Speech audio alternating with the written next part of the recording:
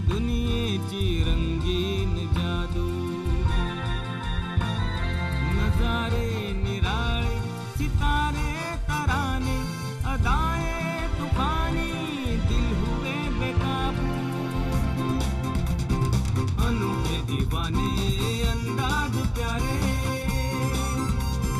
त्यांच्या कामाची जादू नावाची जादू. बघूयात यांच्या या हुकमी टेक्यांची दुसरी बाजू. दुसरी बाजू, दुसरी बाजू, दुसरी बाजू. नमस्कार, मी विक्रम गोखले. दुसरी बाजू या कार्यक्रमामध्ये नेहमीप्रमाणेच तुमचं सगळ्यांचं मनपूर्वक स्वागत. कार्यक्रम हा मराठी भाषेमध्ये आहे म्हणून मराठीमध्ये बोलतो, पण ते केवळ मराठी माणसांपुरतंच मर्यादित नाही. सर्वसाधारणपणे एकूणच समाजामध्ये अशी एक मनोधारणा, असा एक विचार बऱ्याच वर्षापासूनचा रूढ झालेला आहे की मनोरंजनाच्या क्षेत्रामध्ये मुलींनी नको बाबा. त्याची जी कारणं आहेत ती कारणं खरं म्हणजे जगातल्या सगळ्या क्षेत्रामध्ये ती कारणं लागू पडतात. पण तरीसुद्धा एक असं संस्कारित घर की ज्या घरातलं साहित्य आणि साहित्य निर्मिती करणारी व्यक्ती ही भारतामधली प्रसिद्ध व्यक्ती,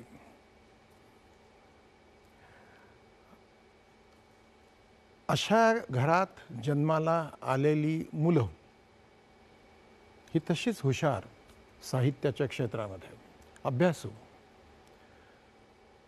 आणि तरीही त्यातलं एक व्यक्तिमत्व हे सिनेमा, नाटक, टेलिव्हिजन ह्या मनोरंजनाच्या क्षेत्रात. तर काय झालं असेल, कसं झालं असेल? मोठी मजेशीर कहाणी आहे. आणि हे फक्त महाराष्ट्रीयन समाजामध्येच घडतं असं नव्हे, हे जवळपास सगळ्या समाजामध्ये घडतं, कारण सगळ्या समाजाची विचारधारा ही अशीच असते.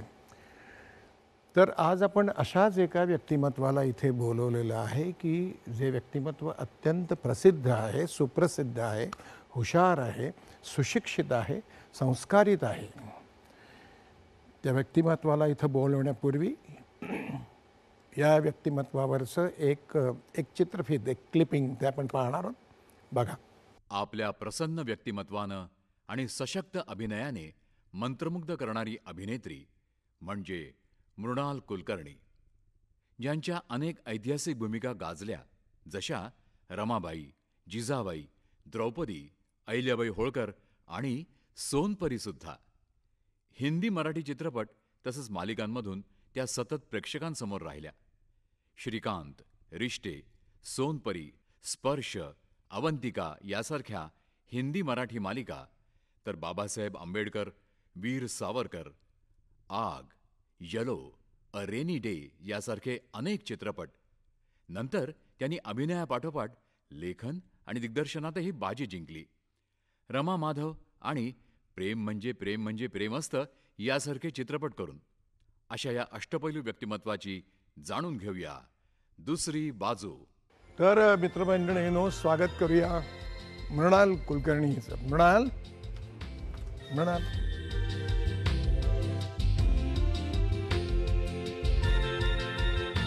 तू कार्यक्रम पाहिलास? हो. बाकी तुला आता मी सांगत नाही. आपल्याला मस्तपैकी गप्पा मारायच्या आणि तुला तुझे चाहते आहेत त्यांच्याशी बोलायचं आहे, माझ्याशी बोलता बोलता त्यांच्याशी पण बोलायचं आहे. आणि मृणाल कुलकर्णी अचानक घडलेली नाही, तर ती कशी घडत गेली हे त्यांना सांगायचं. पण त्याआधी मला एक महत्त्वाचं काम करायचं आहे. काय? बस. तर आपण सुरुवात करूया. मी आता पहिलंच हे फक्त एकदा सांगून तुला मोकळं होतं की तुला तुझा जन्म, तुझं शिक्षण, तुझं बालपण, तुझे आईवडील, घरातले संस्कार, आजोबांचे संस्कार आणि त्यांच्यापासून तुला जे जे मिळालं आणि मग नंतर तू कशी तुझी ग्रोथ होत गेली हे सगळं तू सांगायचंस. मग आपण तुझ्या ह्या करिअरकडे नंतर वळू. पण बेसिकली तू कशी तयार झालीस ते आपल्याला बघायचं. जन्म कुठे, कसा? माझा जन्म, माझे आजोबा गोनी दांडेकर लेखक, खूपच मोठे लेखक, साहित्यिक, आणि त्यांचं वास्तव्य तळेगाव दाभाडेला होतं. माझी आई ही त्यांची मोठी आणि एकुलती एक मुलगी, त्यामुळे आईचं पहिलं बाळणपण अर्थातच तळेगाव दाभाडेला झालं आणि अत्यंत निसर्गरम्य अशा ठिकाणी आणि साहित्यिक घरामध्ये. तुझ्या आईचं लग्न होण्यापूर्वी मी आजोबांना भेटायला आलेलो आहे तळेगाव. त्यामुळे घरामध्ये संपूर्ण साहित्याचे संस्कार. म्हणजे मला लहानपणी असं एक पहिलं दृश्य असतं ना आपल्या मनावर, तसं दृश्य म्हणजे मला फक्त पुस्तकं आठवतात. कारण घरामध्ये सगळ्या भिंतींवर कायम केवळ पुस्तकं असायची आणि घरी अनेक साहित्यिक यायचे, कलावंत यायचे, गायक यायचे, संगीतकार यायचे आणि त्यामुळे एक संस्कार म्हणतात ते हेच आणि विविध प्रकारचे संस्कार. आणि विक्रम काका, खरी मोठी माणसं ही किती साधी असतात प्रत्यक्ष आयुष्यामध्ये, हा सगळ्यात मोठा संस्कार मला वाटतं माझ्यावर झाला अगदी लहान वयामध्ये. शाळा कुठली म्हणालीस तू? पुण्याची आहे मी, त्याच्यामुळे पुण्यातली सगळ्यात प्रसिद्ध शाळा हुजूरपागा. अरे वा वा. मुलींची शाळा. माझी एक बहीण त्या शाळेमध्ये होती. हां. चुलत बहीण, सख्खी चुलत बहीण. नंतर स्मिताताई तिथे होती, स्मिता तळवलकर, रीमाताई तिथे होती, इंदिरा गांधी होती आधी. त्यामुळे सगळ्यात प्रसिद्ध अशी पुण्यातली शाळा. पण मग राहायला काय पुण्याला आलात, कसं काय केलं तू? हो, बाबा आई त्यावेळेला? आई बाबा पुण्यामध्ये राहत होते. बाबा सप महाविद्यालय राज्यशास्त्र आणि इतिहास शिकवायचे, आई मराठी शिकवायची. त्यामुळे दोघंही त्यांचं काम तिथे असल्यामुळे जन्मानंतर तिकडे आले. पण गमतीची गोष्ट म्हणजे नंतर पुढच्या 3-4 वर्षामध्ये जेव्हा माझ्या दुसऱ्या धाकट्या बहिणीचा जन्म झाला तेव्हा मी जवळजवळ वर्षभर तळेगावला होते आजी आजोबांजवळ. आणि तेव्हा शाळेचं काय केलंस? ठीक आहे, बालमंदिर होतं ते तळेगावच्या बालमंदिरमध्ये गेले. आणि तेव्हा मला आजोबांनी आप्पांनी भगवद्गीतेचे 3 अध्याय, शिवमहिम्न स्तोत्र, अशा अनेक स्तोत्र ज्यांनी जीभ आपली ज्याला म्हणतात क्लॅरिटी ऑफ स्पीच, हां, त्याच्यासाठी त्यांनी ते शिकवलं. आणि मला तेव्हा असं वाटायचं, मी खूप लहान होते, 4-4.5 वर्षाचे, आणि मला वाटायचं काय मला शिकवतात, रोज म्हणायला लावतात. पण त्याचा उपयोग हा मला आयुष्यभर झाला. म्हणाल मला माहिती आहे संपूर्ण तुमचं घराणं, खानदान, आई वडील, आजोबा सगळं माहिती आहे. तुझे जे फॉलोअर्स आहेत, जो एक समूह स्त्रियांचा, मुलींचा तुला फॉलो करतो आणि ज्यांना इथे यायची इच्छा आहे किंवा यायची इच्छा नाही पण माहिती करून घ्यायचं, त्यांच्यासाठी तुला तुझ्या जन्मापासून संपूर्ण ही तुझ्या आयुष्याची दुसरी बाजू आपल्याला समजावून द्यायची आहे त्याला. तर आपण तुझ्या जन्मापासून सुरुवात करूया. तुला जसं काही आठवतं आहे तसं तू सांगायला सुरुवात कर. जन्म, शिक्षण, बालपण, संस्कार घरचे, आई बाबाच म्हणतेस ना? हो हो.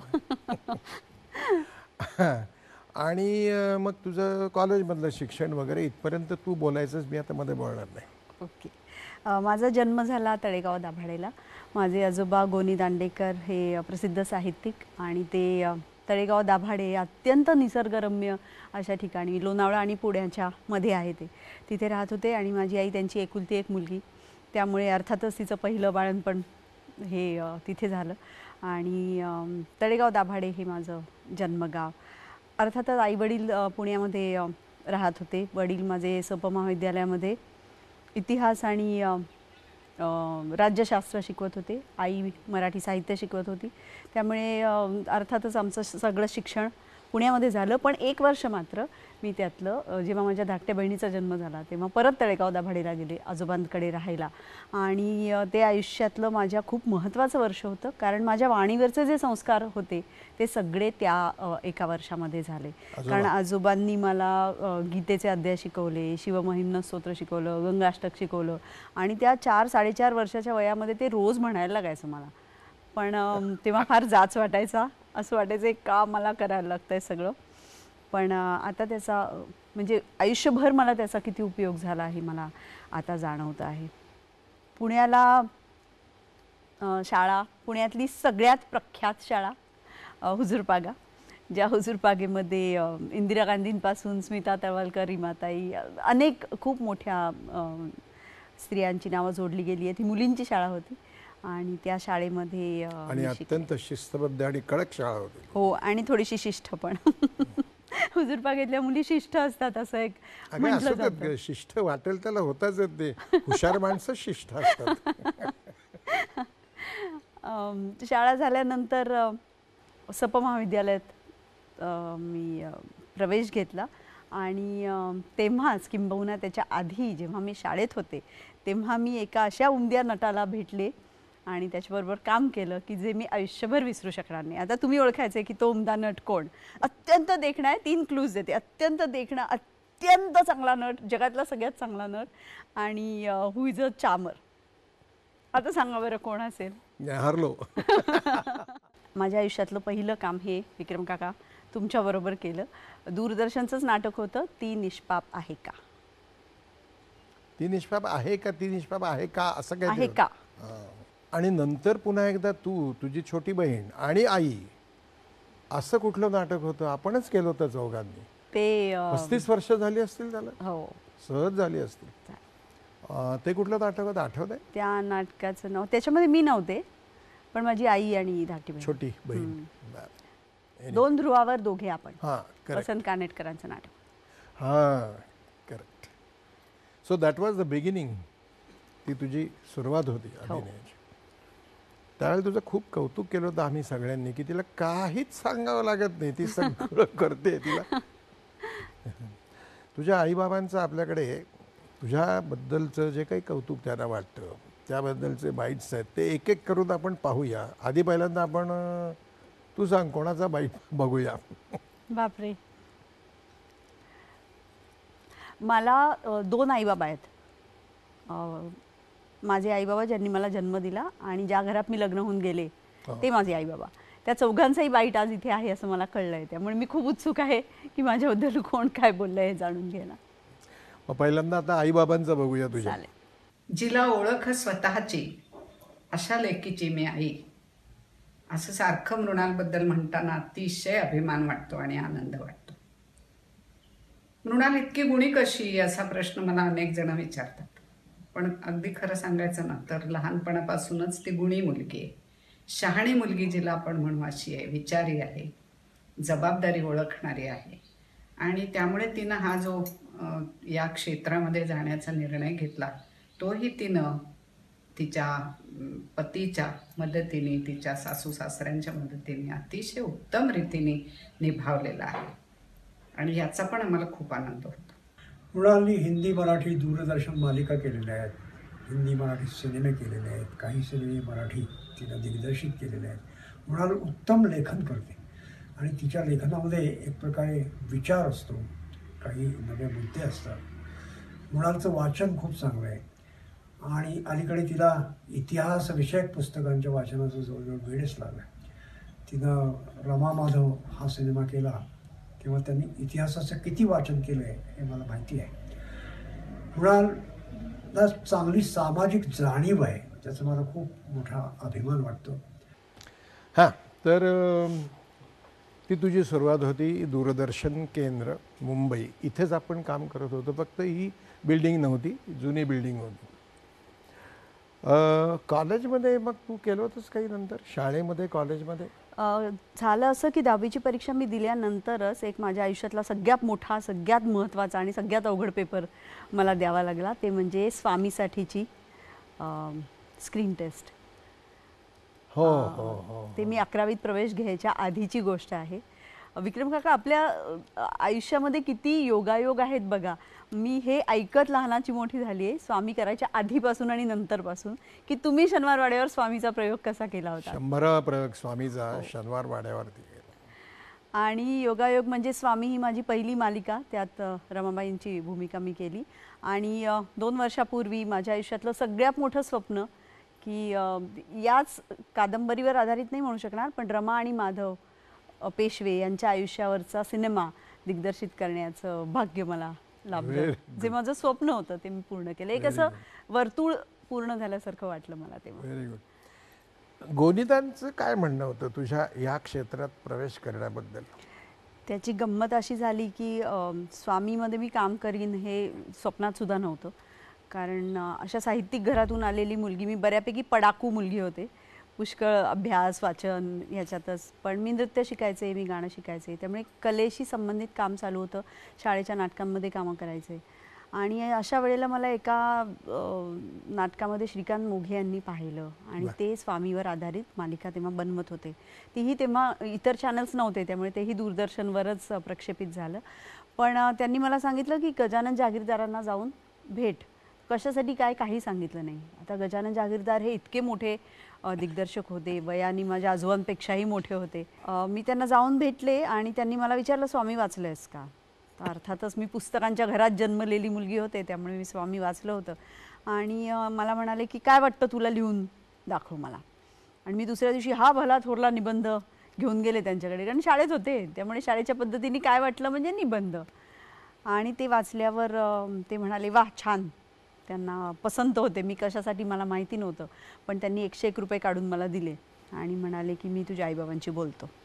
आणि कशाबद्दल बोलले, काय बोलले मला काही माहीत नाही. पुढे यथावकाश 10वीचा रिझल्ट लागला, मी 11वीत प्रवेश घेतला आणि एक दिवस फोन आला की मृणाल स्वामीतली रमा आहे.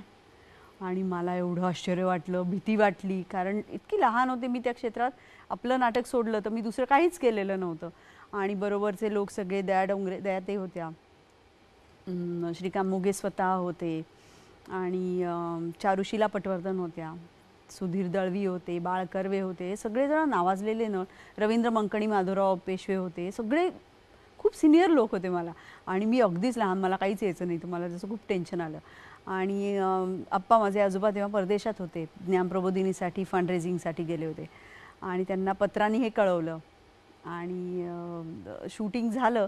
आणि ते जेव्हा परत आले तेव्हा त्यांनी एअरपोर्टवरच मला मुजरा केला. म्हणाले रमाबाई साहेब मुजरा करतो. मला इतका संकोच वाटला, पण खूप गंमतसुद्धा वाटली, कारण माझ्या आयुष्यातला सगळ्यात मोठा शिक्षणाचा क्षण होता. कारण तेव्हाच मला हे कळलं की हे फक्त ग्लॅमर नाही आहे, खूप मोठी जबाबदारी आहे. एवढ्या मोठ्या नटांच्या समोर आपण उभं राहायचं, तर आपल्याला कोणी असं नाही म्हणता कामा की या मुलीला काही येत नाही, ही नवखी मुलगी आहे. त्यामुळे आपण शिकलं पाहिजे, तयारीने उभं राहिलं पाहिजे आणि आपल्या कामासाठी आपण ओळखलं गेलं पाहिजे. ही खूणगाठ पहिल्याच रोलच्या वेळेला मनामध्ये बांधली. तुझा पुढचा जो प्रवास आहे तिकडे वळण्यापूर्वी आपण एक छोटीशी विश्रांती घेतो बाळा. मित्र हो, कुठेही जाऊ नका. एका सुबुद्ध अशा आणि सुशिक्षित अशा अभिनेत्रीशी आपण गप्पा करतो आणि त्या फक्त किती सिनेमात काम केलं आणि किती नाटकात काम केलं आणि किती सिरियलमध्ये काम केलं एवढ्यापुरता मर्यादित नाही आहे. त्याच्या पुढचं काहीतरी ती मुलगी सांगते. कुठेही जाऊ नका, बघत राहा दुसरी बाजू.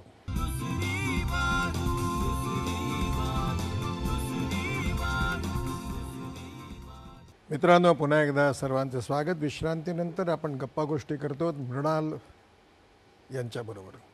मृणाल, हे झाल्यानंतर म्हणजे आजोबांनी कपाळावर आठी घातली नाही हे कळलं, कुर्निसाद केला आपल्या नातीला. पुढे तुझा प्रत्यक्ष जेव्हा व्यावसायिक कलावंत म्हणून आयुष्याला सुरुवात करण्याचा क्षण आला, त्यावेळेला पहिलं काय, कोणाचं पाठबळ मिळालं घरातून? व्यावसायिक. I hope you understand. Yes yes of course. तोपर्यंत बरंच पुलाखालनं पाणी गेलेलं होतं. एकतर स्वामी चं शूटिंग रेग्युलरली सुरू व्हायच्या आधी मी माझा नवरा रुचिर कुलकर्णी याच्याशी, ॲडव्होकेट रुचिर कुलकर्णी याच्याशी काय म्हणूया आपण, आय वॉज कमिटेड. त्यांनी मला प्रपोज केलं होतं, मी हो म्हटले होते. आणि अशा एका घरात मी जाऊ पाहत होते की ज्या घरात जयराम कुलकर्णी माझे सासरे यांनी मराठी चित्रपटांमध्ये जवळजवळ 150 चित्रपटांमध्ये त्यांनी चरित्र अभिनेता म्हणून काम केलेलं आहे. माझ्या सासूबाई डॉक्टर हेमा कुलकर्णी या स्वतः डॉक्टर होत्या आणि आमचे कौटुंबिक संबंध होते. आणि स्वामी सुरू व्हायच्या आधीच आम्ही लग्नच ठरवलं डायरेक्ट, ज्याला सगळे आमचे आईवडील माझे आणि त्याचे दोघांचेही घाबरले की अरे बाबा लग्न म्हणजे हा आवडतो, प्रेम आहे वगैरे, या वरच्या स्टेजेस काही नव्हत्याच, डायरेक्ट लग्न करायचं आहे.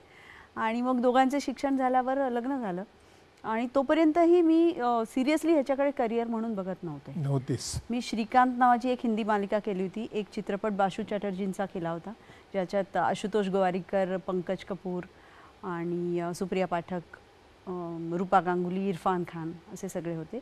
पण ते तेवढ्यापुरतंच. मी MA केलं मराठी आणि इंग्रजी साहित्यामध्ये आणि लग्न झालं होतं माझं. मला लगेच मुलगा झाला होता आणि माझं काही असे स्वप्न नव्हती की आपल्याला कायम चित्रपटात मालिकांमध्ये काम करायचं आहे.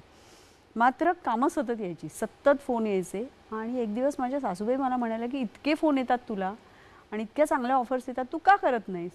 तर मी त्यांना म्हटलं, अहो माझा छोटा मुलगा 2 वर्षाचा मुलगा आहे आणि मला काही फार मोठी स्वप्न नाही आहेत की मला हे करायचं आहे. आणि मी तेव्हा मला स्कॉलरशिप होती मराठी साहित्याच्या पुढच्या अभ्यासासाठी आणि मी त्याचं काम चालू होतं माझं. पण त्यांनी मला एकदा सिरियसली समोर बसवून माझ्याशी या विषयावर चर्चा केली, जे काळाच्या खूप पुढचं आहे खरं तर. You are lucky. Yes, absolutely lucky. कारण कोणत्या घरात तुम्ही जन्म घेता आणि ते तुम्हाला सपोर्ट करणं, आई वडील, ही एक सामान्य घटना आहे, सगळ्यांच्या घरात, बहुतेकांच्या घरात घडते. पण सासू सासऱ्यांनी तुम्हाला सपोर्ट करणं, पाठिंबा देणं. आणि माझ्या सासूबाईंनी मला सांगितलं, फार गमतीचा किस्सा आहे तो, की मी जेव्हा म्हटलं की विराजस माझा मुलगा अजून लहान आहे, मी त्याला सोडून कशी जाऊ, पुण्यात काहीच होत नाही, मुंबईत जायला लागेल. तर त्या म्हणाल्या की मी एक गोष्ट तुला सांगते की तुझा मुलगा हा माझा नातू आहे. नातू म्हणजे दुधावरची साय आहे आणि मी केवळ त्याची आजी नाही तर मी एक डॉक्टर आहे. त्यामुळे तुझ्यापेक्षा त्याची काळजी मीच जास्ती चांगली घेऊ शकते. तुला अजून तुझी काळजी नीट घेता येत नाही, तू याची काय घेणार. आणि ज्या कॉन्फिडन्सनी त्यांनी मला सांगितलं की ज्या कलेच्या क्षेत्रामध्ये तुझं एवढं कौतुक झालं आहे, नाव झालं आहे आणि ज्या अर्थी तुला इतक्या चांगल्या प्रोजेक्टसाठी बोलवतात त्या अर्थी तुझ्यात ते टॅलेंट आहे, त्यामुळे you must go, I insist, असं सासूबाईंनी म्हटल्यावर मग काय. तुझं अभिनंदन. आणि तुझ्या सासूला आणि सासऱ्यांना, सासरे तर माझ्या चांगलेच परिचयाचे अनेक वर्षांचे आहेत, पण तुम्हा दोघींचं अभिनंदन आणि सॅल्यूट सासूला. तुझी सासू तुझ्याबद्दल काय म्हणते ते आपण जरा बघूया. आता ॲक्च्युअली म्हणजे ती मुंबईतच जास्त काळ असते, त्यामुळे सून म्हणून माझ्याशी जास्त हेच नाही. कधी कधी येते तेव्हा घरात काय असेल ते करते, भाग घेते सगळ्यांच्यात वगैरे. आणि आता ती अशी वर चालली आहे, उंच भराऱ्या वगैरे घेते, वेगवेगळ्या क्षेत्रात काम करते, सिनेमात काम करते, इंग्लिश हिंदीमध्ये काम करते, मराठी, सगळ्या याच्यात पुढे पुढे जाते. आणि आता ती तर दिग्दर्शनसुद्धा करायला लागली आहे. तेव्हा ती एक स्वतंत्र दिग्दर्शिका म्हणून तिने एक रमा माधव जो पिक्चर केला, तो तर पहिलाच म्हणजे मला तर वाटतं बाईने केला असेल ऐतिहासिक सिनेमा. तर तिच्या अंगात तो गुण आहे आणि तिने अशीच ती वरवर जाते, भराऱ्या मारते. पण मला एकच समाधान आहे की ती जितकी वर जाते, म्हणजे घारीसारखं घार जशी वर भराऱ्या मारते पण खाली पिलांकडे तिचं खूप लक्ष असतं सारखं, तर तसंच ही सुद्धा तिच्या मुलावर खूप लक्ष केंद्रित करते आणि त्याला छान वळण देऊन त्याला आता ती तयार करते. ह्याच्यातच मला खरं खूप समाधान आहे. ती जेव्हा ॲक्टिंग करते किंवा अभिनय करते तेव्हा खरोखर अगदी अचंबाला होतं की हीच का ती आपली सून. आणि मग असं वाटतं की हो, इतक्या छानपैकी काम करते याचा आपल्याला अभिमान आहे. आणि तिचे जेव्हा सिनेमे प्रदर्शित झाले तेव्हा तर तो अभिमान वाढला. आणि जेव्हा कोणी मित्रमंडळी भेटायची तेव्हा ते आवर्जून मृणालच्या अभिनयाविषयी मुद्दाम चांगलं बोलायचे. तेव्हा तर आणखीन खूपच अभिमान वाटायचा की आपण सुरुवातीला, अर्थात मृणालचे आईवडील हे माझे आजीपासूनचे मित्र होते, त्यामुळं त्यात नवीन असं काही नाही. पण तिच्या या टॅलेंट्सविषयी जेव्हा सून म्हणून निवडायची वेळ आली तेव्हा मला खरोखरच खूप आनंद आणि अभिमान वाटला. मला काका नेहमी असं वाटतं की आईवडील मिळणं ही एक गोष्ट महत्त्वाची असतेच, ते आपल्या नशिबात लिहिलेलं असतं. पण सासू सासरे निवडणं हा आपला चॉईस असतो, कारण आपण ज्या माणसाला निवडतो त्याचे ते आईवडील असतात. पण मी अगदी आनंदाने, कौतुकाने आणि मनापासून असं म्हणते की मला मात्र आईबाबांचे 2 सेट्स आहेत. आणि माझी सगळी करिअर ही माझ्या लग्नानंतर, मला मूल झाल्यानंतर झालेली आहे. अरे आमच्यासारख्यांना सुद्धा तुझ्या सासू सासऱ्यांचा अभिमान वाटतो आणि कौतुक वाटतं. माझा नमस्कार सांग त्या दोघांनाही. नक्की सांग. आता मला एक सांग फक्त की म्हणाल तू आणि मी, तू माझ्या सुनेचं काम करत होतीस, आपण एक हिंदी सिनेमा केला होता का मराठी, मला आता आठवत नाहीये. दोन्ही, मराठी आणि हिंदी. हा, मग तेव्हा तुझं लग्न व्हायचं नाही झालं होतं, मला मुलगा पण झाला होता. ओ, मी सगळं करिअर माझं लग्नानंतर केलं. अच्छा, व्हेरी गुड. त्या सिनेमाचं नाव मला आठवत नाही. माझं सौभाग्य. अच्छा, वैद्य होते ना, NS वैद्य. NS वैद्य होते, दिग्दर्शक आणि संकलक. ओके. आणि नंतर मग पुढचा आपण सिनेमा केला तो राजकारण. तुला असं आतापर्यंत कधी वाटलंय का की जी भूमिका तुला पाहिलेली असतो दुसऱ्याची, तुला करायची खूप इच्छा आहे, तुला तुझ्या वाट्याला ती आलेली नाही आहे, तशा तऱ्हेची किंवा ती? अशा तर काका खूप भूमिका असतात की असं वाटतं मला का नाही मिळाला हा रोल. पण मला वाटतं की आपल्या वाट्याला जे येतं ते किती आपण चांगलं करतो हे जास्ती महत्त्वाचं आहे. आणि होऊन गेलं त्याबद्दल काही विचार करण्याचा माझा स्वभाव नाही, इथून पुढचा विचार करण्याचा स्वभाव आहे. त्याच्यामुळे गुड. आता तुला अभिनयाचं तर आता झालं, आता एवढी वर्ष तू ह्याच्यामध्ये आहेस, सगळ्यांच्या बरोबर तू कामं करून मोकळी झालेली आहेस, तुला स्मॉल स्क्रीन माहिती आहे, बिग स्क्रीन माहिती आहे, सर्व तऱ्हेच्या कथांमधून तू वावरलेली आहेस. परंतु दिग्दर्शनामध्ये तू पडलीस ज्या वेळेला, पडलीस म्हणजे चांगल्या अर्थाने, नाही पडले सुद्धा. नाही ठीक आहे. तर यापुढे तुला काय करायला आवडेल, म्हणजे दिग्दर्शन अधिक की नटत्व अधिक? मला वाटतं की दोन्ही. कारण दिग्दर्शन हे एवढं थकवणारं असतं, म्हणजे अभिनय ही एक जबाबदारी असेल तर दिग्दर्शन ही 100 जबाबदाऱ्या असतात. आणि ते करून माणूस एवढा थकतो की मग थोडं रिचार्ज होण्यासाठी अभिनेत्री म्हणून काम करणं आवश्यक आहे असं मला दोन्ही करायचं एकच. सध्या दोन्ही चालू आहे. काय करतेस आता सध्या? मी आता पुढच्या माझ्या चित्रपटाची कहाणी लिहिते आहे. पहिला चित्रपट हा प्रेम म्हणजे प्रेम असतं, हा चित्रपट हा लग्न आणि प्रेम या दोन्हीचा काय संबंध याच्यावर भाष्य करणारा चित्रपट होता. दुसरा रमा माधव हा ऐतिहासिक चित्रपट होता. मला असं वाटतं की तुझ्या या लॉन्चिंगला मी आलो होतो आणि हेमा मालिनी. अगदी तुम्ही आणि हेमा मालिनी, आठवत आहे मला, ते मुंबईमध्येच. येस. पण तरीही मला विचारा असं वाटतं तुला, because I have not seen you directing, I have seen you acting, I have seen you working with me so closely. तर तुला काय वाटतं, स्वतःकडे आपण एक विचार त्रयस्थपणाने पाहत जेव्हा विचार करतो की मी काय कोणत्या ह्याच्यामध्ये मी जास्त अधिक स्वतःला व्यक्त करू शकेन? मला वाटतं दिग्दर्शनामध्ये, कारण मी माझ्या चित्रपटांच्या कथा मी स्वतः लिहिते, त्यामुळे आपण लिहिलेलं आपल्याला मांडायचं आहे ते आपला विचार किंवा आपण लिहिलेली कहाणी ही सुरुवातीपासून प्रत्यक्ष पडद्यावर येऊन लोकांपर्यंत पोहोचवण्याचा आणि मग लोकांची प्रतिक्रिया समजून घेण्याचा आनंद हा खूपच मोठा आहे, फक्त अभिनय करण्यापेक्षा. आता मला तुमच्यासमोर मी धाडस करते हे म्हणण्याचं की अभिनयाचा पेपर हा आता मला सोपा वाटतो आणि आणखी कठीण पेपर सोडवावा अशी सतत इच्छा होते. त्यामुळे आता इथून पुढे दिग्दर्शन हे माझ्यासाठी चॅलेंज असणार आहे, करत राहा, आणि हेच मला करावंसं वाटतं जास्त. अगदी अलीकडच्या काळात तू कुठले सिनेमे पाहिले चांगले जे तुला भावले, त्याबद्दल मी तुला काही विचारणार, पण त्यापूर्वी पुन्हा एकदा छोटीशी विश्रांती घेऊया. मित्रांनो, मैत्रिणींनो, कुठेही जाऊ नका. आपण मृणालशी गप्पा गोष्टी करतो आहोत. मृणाल कुलकर्णीला मी ती अगदी छोटीशी असल्यापासून पाहत आलेलो आहे, तिच्या आईवडिलांना पाहत आलेलो आहे, आमची मैत्री आहे, तिच्या आजोबांशी माझ्या गप्पा गोष्टी झालेल्या आहेत वगैरे वगैरे. ती अत्यंत सुसंस्कारित अशी मुलगी आपल्याशी गप्पा मारते. इकडे तिकडे जाऊ नका, बघत राहा दुसरी बाजू.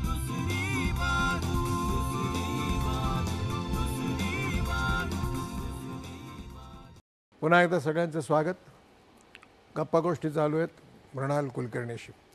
मृणाल, अगदी अलीकडच्या काळामध्ये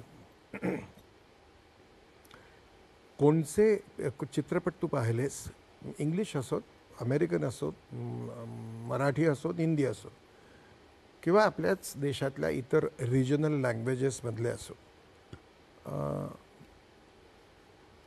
विसरू शकत नाही असा अनुभव देणारा कुठला चित्रपट पाहिलास? हो काका, मला एक गोष्ट आत्तापर्यंत आपल्या गप्पांमध्ये आली नाही आहे, पण माझा मुलगा विराजस आता मोठा झाला आहे आणि सुभाष घाईंच्या विस्लिंग वूड्समधनं तो एक दिग्दर्शक म्हणून बाहेर पडला आहे आता. अरे गुड. आणि स्क्रीन प्ले रायटिंग म्हणजे पटकथा लेखन हा त्याचा मुख्य विषय होता. आणि आता एका क्षेत्रातली 2 माणसं एका घरात राहतात म्हटल्यावर आम्ही एक नियम घालून घेतला आहे की आठवड्यातनं कमीत कमी 4 सिनेमे आपण बघायचे. आणि मला सांगायला खूप आनंद होतो की आमची अशी मायलेकरांची एकच जोडी असेल बहुतेक जगाच्या पाठीवर की जी दिग्दर्शक आणि सहाय्यक दिग्दर्शक म्हणून काम करते.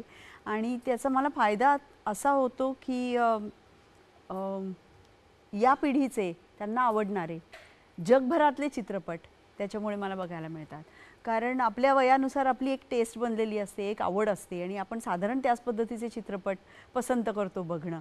पण या नवीन डेव्हलपमेंटमुळे मात्र अगदी आत्ताचे मग त्याच्यात ॲनिमेशन फिल्म्स आल्या, लेटेस्ट ॲनिमेशन फिल्म्स आल्या किंवा स्पिलबर्गचे सिनेमे आले. हल्ली आम्ही स्पिलबर्ग सप्ताह केलेला आहे किंवा वुडी ॲलन सप्ताह, असं आम्ही ठरवून करतो की आता आपण यांचे सगळे सिनेमे बघायचे. आणि चित्रपट एन्जॉय करण्याबरोबरच अभ्यास म्हणून त्याच्याकडे बघण्याची आता सवय लागलेली आहे. त्याच्यामुळे रोज काहीतरी नवीन शिकायला मिळतं. त्यामुळे जगभरातले उत्तम चित्रपट बघण्याकडे आमचा कल आहे आणि तो आमचा एक खूप आवडता फॅमिली टाईम आहे. Do you prefer small screen बेटा की बिग स्क्रीन? मला असं वाटतं की माझ्या करिअरकडे जर बघितलं तर मी स्मॉल स्क्रीनला जास्त प्राधान्य दिलं आणि त्याचं कारणही तसंच होतं. मला अनेक उत्कृष्ट दिग्दर्शक आणि लेखकांबरोबर काम करायला मिळालं. माझ्या सुरुवातीच्या मालिका जर बघितलं तर वेद राहींबरोबर मी भरपूर काम केलेलं आहे. मी रवी राय जो खूप चांगला लेखक आहे त्याच्याबरोबर बरंच काम केलेलं आहे. अजय सिन्हांबरोबर काम केलेलं आहे. हे सगळे खूप उत्तम लेखक दिग्दर्शक होते. आणि 2 महत्त्वाच्या गोष्टी माझ्या करिअरमध्ये झाल्यात की साहित्य आणि इतिहास या दोन्हीशी सतत मी बांधलेली होते या ना त्या निमित्ताने. म्हणजे अगदी सुरुवातीला स्वामी ही जगप्रसिद्ध कादंबरी आहे. दुसरं माझं पहिलं हिंदीतलं काम, दुसरी मालिका श्रीकांत, शरदचंद्र चॅटर्जींची श्रीकांत, त्याच्यातलं माझं काम. किंवा हसरते अधांतरीवर आधारित होती जयवंत दळवींच्या. किंवा बॅरिस्टरमध्ये मी TV साठी काम केलं. द्रौपदीमध्ये मी काम केलं. प्रतिभा राय यांची उडिया कादंबरी ज्याला ज्ञानपीठ पुरस्कार मिळाला. त्यामुळे सतत कुठेतरी साहित्य आणि इतिहास किंवा जिजाऊ आईसाहेब असतील, मीरा असेल, द्रौपदीचा आत्ता मी उल्लेख केला, अहिल्याबाई होळकर असेल, अशा अनेक महानायिका रंगवण्याचं भाग्य मला मिळालं. आणि मी पण तो आवर्जून ती संधी घेतली. कारण माझ्याबरोबरीच्या अनेक कलाकार मैत्रिणी माझ्या या अशा म्हणायच्या की नको नको पिरियड. तर मला त्या पिरियडचा कधीही संकोच वाटला नाही, मला त्याचं टेन्शन आलं नाही. मी अत्यंत मनपूर्वक तो इतिहास that is very challenging to period play करणं, पिरियड फिल्म्स करणं. It's very very challenging. हो, खूप अभ्यास करावा लागतो. आणि मी खूप आनंदाने केला कारण इतिहास हा माझ्या रक्तात आहे आणि माझा आवडीचा विषय आहे. माझे वडील इतिहास शिकवत होते, माझे आजोबा इतिहास संशोधक होते एका पद्धतीने. त्यामुळे मी ह्या संधी सगळ्या अत्यंत मनापासून घेतल्या. दिग्दर्शनाच्या आगामी योजनेबद्दल काय सांगशील ग? माझ्या नवऱ्याच्या भाषेत सांगायचं तर सुखाचा जीव दुःखात घालणे. पण तो आता दुःखात घालायची आवड मला लागलेली आहे आणि त्यालाही माझा अभिमान वाटतो की इतक्या खूप लहान वयामध्ये मी अभिनय थोडासा बाजूला ठेवून की ज्या वयामध्ये आपल्याला हे चांगलं चाललंय की असंच कंटिन्यू करूया असा मोह होतो, तेव्हा मी एक धाडस केलं. मला धाडसच वाटलं होतं ते, पण लोकांना ते खूप आवडलं आणि अनेक पारितोषिकं मिळाली, कौतुक झालं. त्यामुळे या मार्गावरच पुढे जाण्याची माझी मनापासून इच्छा आहे आणि त्यासाठीच आता पुढच्या स्क्रिप्टची तयारी चालू आहे. पण आता मात्र ऐतिहासिक नको, कारण ते फार मोठं ओझं असतं. त्यामुळे आता एक सामाजिक चित्रपट लिहिते आहे आणि भाषा अजून ठरवली नाही, पण मागच्या 2 चित्रपटांपेक्षा खूपच वेगळं काहीतरी नवीन देण्याचा इच्छा आहे. पण तुला एखाद्यानी किंवा एखादीने त्याच्या किंवा तिच्या दिग्दर्शनाखाली अभिनेत्री म्हणून बोलवलं तर काम, तुला आवडला रोल तर काम करशील ना? हो, म्हणजे का तुम्ही बोलवणार ना? हो. घर संपूर्ण जबाबदारी आहे तुझ्या आणि ही सगळी कामं कसं मॅनेज करतेस, नियोजन कसं करतेस? याचं संपूर्ण श्रेय मी माझ्या सासूबाईंना देईन. कारण घर सांभाळण्याची फार वेळ माझ्यावर आली नाही, कारण त्या होत्याच, आहेतच. आणि मुख्य काळजी ही मुलांना सांभाळण्याची असते आणि माझ्या मुलाला त्यांनी एक हाती संपूर्ण मनापासून सांभाळलेला आहे. आणि आता तो मुंबईला माझ्याजवळ how old is Viraj now? He will be 23. 23? अच्छा, गुड गुड. आणि त्यामुळे the fresher in the The industry. fresher, yes. Good. त्यामुळे घर सांभाळणं हे काही पडलं नाही अंगावर फारसं, त्याच्यामुळे काही करायला लागलं नाही. त्याचं संपूर्ण श्रेय सासूबाईंना आहे आणि संस्काराचं श्रेय त्यांना आहे आणि नवऱ्याला आहे मुख्य म्हणजे. कारण त्यांनी जसा आम्हाला आमचा मुलगा वाढवायला हवा होता, कारण आम्ही दोघं खूप वाचतो, तसंच त्यांनी वाचावं असं मला वाटत होतं. अशाच गोष्टी त्यांनी पाहाव्यात, गड किल्ल्यांची आवड लागावी, हे सगळं त्याच्यामध्ये येऊ शकलं.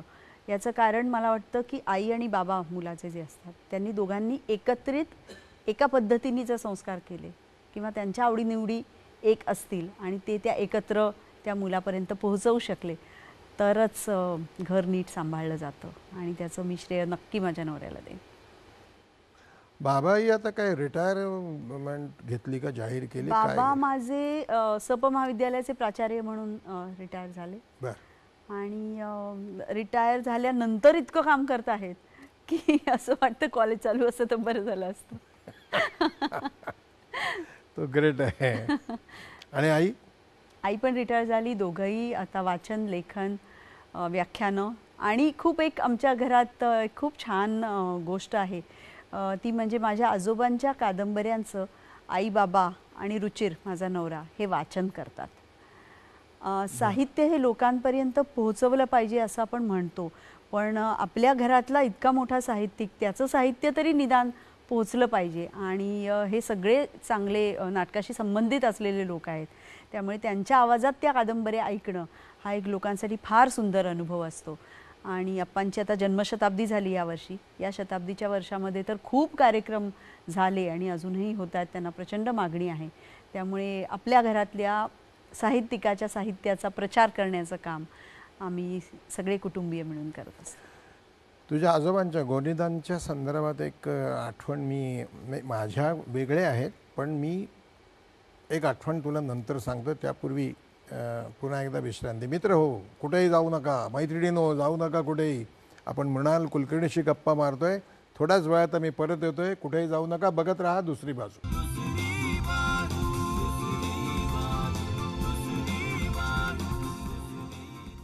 सगळ्यांचं पुन्हा एकदा मनपूर्वक स्वागत. मृणाल कुलकर्णी खूप छान बोलते, तिच्याशी आपण गप्पा गोष्टी करतोय. बेटा, आता वेळ थोडा राहिलेला आहे, तेव्हा आपण जरा दोन अतिशय महत्त्वाच्या प्रश्नांच्याकडे वळूया. आणि त्यापूर्वी डॉक्टर लागूंच्या लमाणमध्ये आजोबांची आठवण आहे.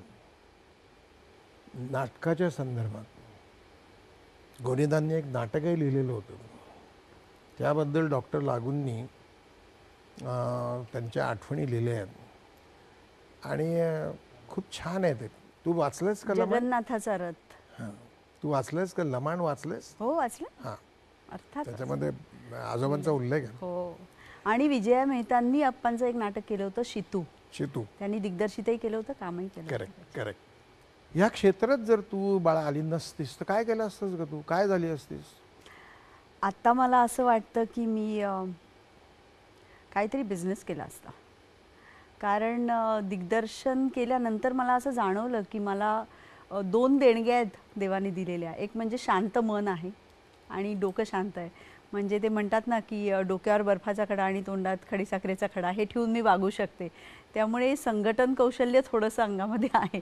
त्यामुळे जर 100 लोकांचा गाडा मी 1.5 वर्ष हाकू शकत असेल तर कदाचित मी काहीतरी व्यवसाय केला असता असं वाटतं मला. नवीन जी मंडळी येणार असतील किंवा ज्यांना यायचं आहे ह्याच्यामध्ये, त्यांना काय सांगशील तू? त्यांना मी सांगेन की निशंकपणे या, स्वतःची चौकट स्वतः ठरवा. हे जे काम मला करायचं आहे ते मी करेन आणि जे मला करायचं नाही ते मी नाही करणार. माझ्या बाबतीत एक गमतीची गोष्ट सांगते की मी स्वतःबद्दल असं ठरवलं होतं की मला माझे आईबाबा, सासू सासरे, नवरा आणि मुलगा यांच्याबरोबर बसून बघता येईल असंच काम मी करेन. ही माझी चौकट झाली. अशी प्रत्येकाने प्रत्येकाची चौकट ठरवावी आणि कम्फर्टेबल वाटेल असं काम आयुष्यभर करावं. म्हणजे अरे बापरे माझं काय घाणेरडं गाणं लागलंय असं कधी बघायची म्हणायची वेळ आली नाही की मग छान वाटतं. आणि छान वाटलं की ते तुमच्या चेहऱ्यावर दिसतं. आपण समाजाचं बाळा काहीतरी देणं लागतो असं तुला वाटतं का? आणि लागत असतो, कारण समाज तुमच्यावर प्रेम करतो. तर या समाजामध्ये ज्या उणीवा आहेत, त्यांच्या ज्या जाणीवा आहेत, त्या जाणीवांशी कुठे लागेबांधे आपले जुळतात का? काही आपण विचार करतो का? ह्याच्यावरती तुमचं व्यक्तिमत्व सुद्धा ठरतं. तू काय करतेस? सामाजिक जाणीव, भान, कार्य? सामाजिक कार्य म्हणावं एवढं मोठं मला वाटत नाही अजून माझ्या हातून काही झालंय, पण त्याची सुरुवात मात्र नक्कीच झाली. पुण्याला एक आपलं घर नावाचं अनाथाश्रम आहे, त्याच्याशी मी बरीच वर्ष निगडीत आहे. आणि आता जवळजवळ 60 मुलं आहेत त्याच्यामध्ये आणि 15 एक आजी आजोबा आहेत. सिंहगडच्या पायथ्याशी, सिंहगडच्या पायथ्याशी, वारजाला आणि सिंहगडच्या पायथ्याशी. पण हे काम पुरेसं नाही. या वर्षीपासून किंवा गेल्या 6-7 महिन्यापासून मी एक नवीन उपक्रम सुरू केला आणि खूप जोरात सुरू केला आहे. तो म्हणजे कॅन्सर अवेअरनेस. आजही आपल्याला म्हणजे हे जेव्हा माझ्या घरात आलं तेव्हा मला लक्षात आलं की आपल्याला हे माहिती नाही आहे की ज्यांच्या घरामध्ये कॅन्सर असतो त्यांच्या मुलांना आणि नातवंडांना तो होण्याची शक्यता असते 50%.